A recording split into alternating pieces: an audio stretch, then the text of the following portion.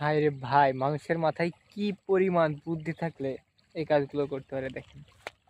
এখানে পানি যাওয়ার লাইন, সেখান দিয়ে একটা আর কি এখানে গর্ত করে রেখেছে, আর এখানে কাপড় দিয়ে রেখেছে। এইখানে এইখানটায় এই যে এইখান থেকে মাছ বের হয়েছে, এটা একটা পানির পাইপ, বের হয়ে লাফ মেরে মাছগুলো এর মধ্যে চলে আসছে দেখেন।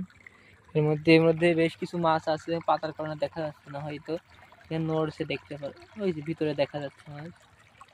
এই দেখেন এখানে মাছ আছে, মানুষ, এই দেখেন এই দেখেন।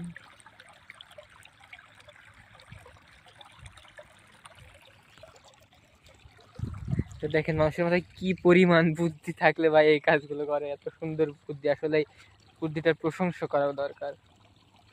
কি সুন্দর বিলের দৃশ্যটা, অসাধারণ একটা পরিবেশ, মারাত্মক লাগছে আজকে বিলের পরিবেশটা। এখানে আমরা আড্ডা দিই মাঝে মাঝে। ওই যে পাশে আমার বন্ধু আজকে জাল এনেছে মাছ মারবে, যে আমাদের গ্রামের ভাষায় যেটাকে বলে কারেন্ট জাল। ও এখানে পেতে বসে আছে, আমাকে অনেক আগে আসতে বলেছিল, আমি আসতে পারিনি, আমাকে দেরি হয়ে গেছে আসতে। তো এখন ওর কাছে যাবো, জাল পেতে আজকে দেখবো কি পরিমাণ মাছ পাই। আর সব থেকে ভালো লাগছে যে আজকে বিলের পরিবেশটা অসাধারণ। উপরে মেঘ, পাশে এই যে ধানের ক্ষেত আছে পিছনে দেখেন, আর এই যে সামনে এই যে শাপলা ফুলের আর কি মাঠ, পুরো একটা মাঠ জুড়ে শাপলা ফুল, আর এত সুন্দর পানি, তার দিকটা অসাধারণ লাগছে সব মিলিয়ে। দেখুন পরিবেশটা।